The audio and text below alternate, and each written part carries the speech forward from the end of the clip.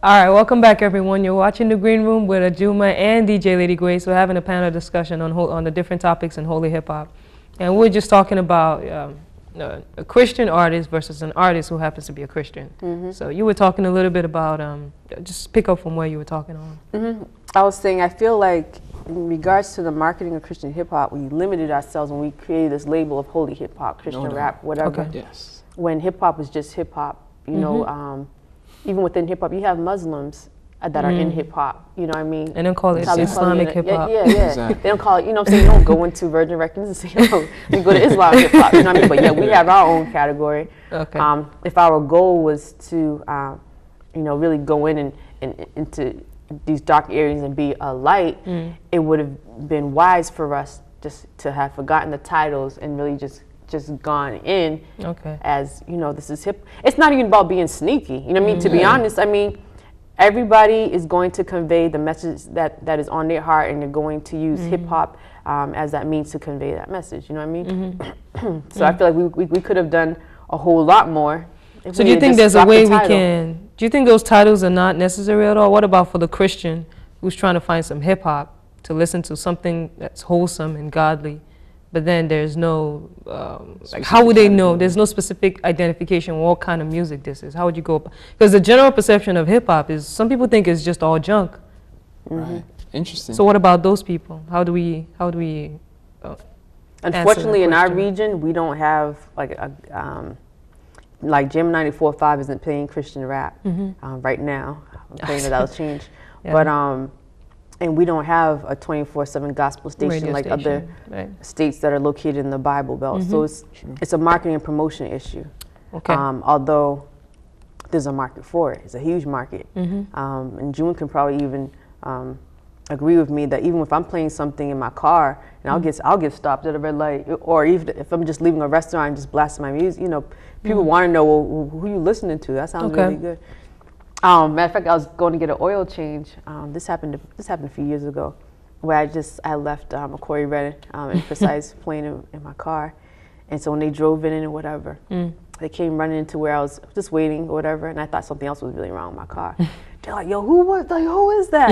I'm looking into the room, and I see all these people around my car. They turned it up, and they were like, "Oh, this is sick." But it wasn't just the beat; it was the message. That's right. They weren't expecting, especially Christian rap, to be on that level where they can, you know, it's like, oh, this is hot. So I gave them the CD. That's something.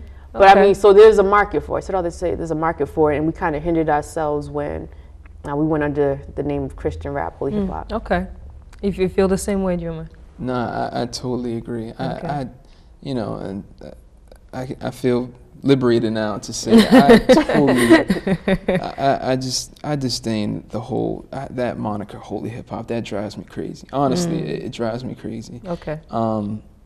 Because number one, it puts all these crazy limitations, and number two, it only I think it only better serves that the whole imitator the whole imitator the whole imitation aspect of holy hip hop. There's no holy rock, there's no holy jazz. I believe I believe Christians, we serve the Creator. We should have a movement unique to us. It should be as it was back. You know what I'm saying? The world was taken from the church. It shouldn't be the church taken from the world. You know what I'm saying? Like, yo, our God runs this. You know what I'm saying? Like, we don't need to be taken. We don't need to be a subculture and a subset to anybody, to anything. Everybody else, and everything else that's going on. And that's my take on that. With the, but with the, you brought up a great question. You know, when you was asking, what do you do with those people in the church who wouldn't go in the hip hop section to find? You know, I believe the onus falls on our leadership. The youth leadership, to be in tune to what's going on in Christendom and be in tune to artists that are, you know, that are God-fearing, you know what I'm saying, that are, you know what I'm saying, progressing the kingdom through their music, you know what I'm saying. I think the onus falls on individual church leadership, man, to really step up to the plate and, you know, engage in what's going on in the culture and what's going on in the young people's lives and in the generation. And it's too bad because a lot of them aren't doing that. A lot of them aren't doing that. Huge There's this, my uncle, he actually, he was over at one of the Revolution concerts that we did. And when he got home, he called up my dad, who was back in Nigeria. And he called him, he's like, I can't believe, he goes to a Baptist church out in Worcester. He's like, I can't believe what I heard. Because when he thinks of hip hop, he was like, when I thought of hip hop, I've seen the stuff on TV. You know, we don't want any part of that. He's like, after I heard that day, you know, he actually invited us to come to his church. And when we went to his church, other people that were over at that church invited us to their churches. Wow. So I think a lot of the time, if we're waiting for church leadership, it's going to take a lot. I think we also need to step out and open our arms up to these people, even though they've turned their backs on us so many times. I think we need to press a lot, because if we keep waiting for the church leadership to do a lot of it, I think we're going to be waiting for a very long time, unfortunately. So I think, I don't know if we're stuck with Christian hip hop, if we're stuck with that name, because I think you have, again, a remnant, but who are not going in, you know, they really are going in under just, this is rap. Braille, for example, he really doesn't, we know him that he's a Christian artist named Braille. Okay. Right. Doing very well on the secular side as a Christian. But he's not really going in under the guise of holy hip hop, Christian rap, whatever. His big circuit actually is the secular. And so he represents well, you know. Okay. Definitely talented, but so you got more and more people who kind of understand that they're actually doing both, because of the way things are set up now. You know, you know, you're doing some Christian hip hop events or whatever, but you're also doing things on the underground secular circuit as well. Okay. And that's how you kind of have to play. So you think more and more people are embracing that, sort of going to that? I think more people are gonna follow that trend. Oh, okay. Yeah. All right. That's interesting. Juma, you into that? Like you following that trend as well? More underground, you know, on the underground stuff. Oh man, if you ask me, you know, I think I was one of the pioneers. Dating back to the 90s. You know what I'm saying? One of the earlier shows, I was talking about how, you know, me and my brother started off in our group, and we just didn't have that awareness. You know what I'm saying? Of you know, performing in churches and stuff like that. So we did whatever other hip hop dudes around Boston did. We did the Middle Easts, we did the Axis, we did critical breakdown, you know, whatever there was to do. You know what I'm saying? We did it, man, and I think that's the way to go. I think, but I think it should be a natural process. I don't think it should be something contrived. Okay. Right. Where you know, as God leads. It has to be definitely a spirit-led and spirit-inspired endeavor. Because if not, you can get lost. You can cross over and if just you're never not come back.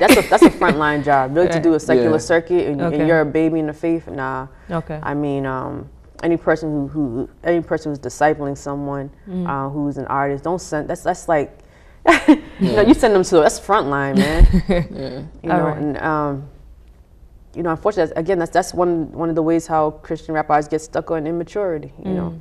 Okay. So as an artist, Juma, how you seeing the atmosphere is different when you're in a gospel spot versus a secular spot? How do you approach as an artist going into a gospel spot? You know what I'm saying?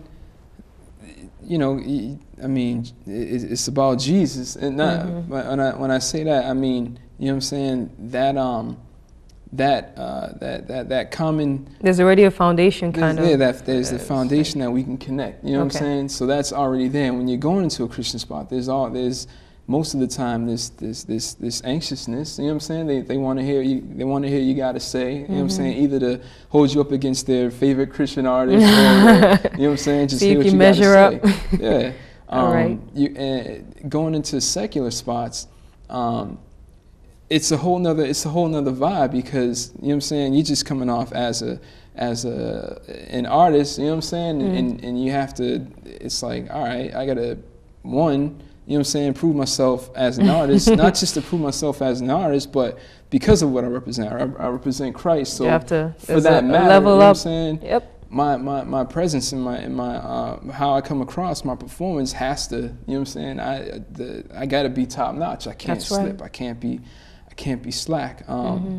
Okay. And this in the atmosphere is different. I think I've seen like I've seen the power of God more clear and evident in secular atmospheres. You know what I'm saying? Or rather, it's like the diamond shining better against the black sweater. You know what I'm saying? It's like you know, you just see light better in darkness, and and you see how light reflects better, and you get to see the intricacies of the light ray. And, you know what I'm saying? You just get a different perspective of what you do. Interesting. In in other venues. All right, we're gonna get DJ Lady Grace's take on that in a second. We'll be right back. Y'all stay tuned. You're watching The Green Room with DJ Lady Grace and Juma. We'll be right back.